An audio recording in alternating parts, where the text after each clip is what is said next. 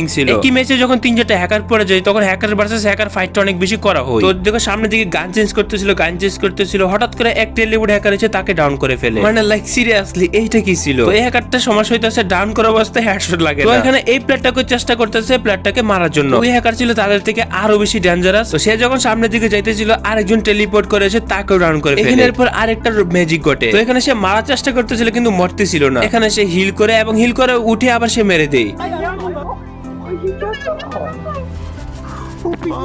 তারপর ওই ম্যাচের মধ্যে আর একটা হ্যাকার ছিল, সেই টেলিউড হ্যাকারটাকে মেরে সামনের দিকে যাইতেছিল, আবার আরেকজন এসে তাকেও মাইরা দেয়। कैसे लोग रहते हैं यार यहाँ। চলো এই প্লেয়ারটার ইউআইডি ভিজিট করে দেখা যায় এই প্লেয়ারটার আইডি কি বর্তমানে আছে নাকি নেই। এরপর এই প্লেয়ারটির আইডি যখন গেমিং এ সার্চ করলাম এই প্লেয়ারটির আইডি 30 দিন ধরে অফলাইন হয়ে আছে। তার মানে এইটা দ্বারা যে প্লেয়ারটির আইডি গেমে সাসপেন্ড করে দিয়েছে। এখানে যদি আমরা তার বিআর কিলার দেখি তাহলে দেখতে পাই সে টোটাল গেম খেলেছে 6 ম্যাচে 4টা বুয়া করেছে, 54টা কিল করেছে। এখানে তার হেডশট রেট হচ্ছে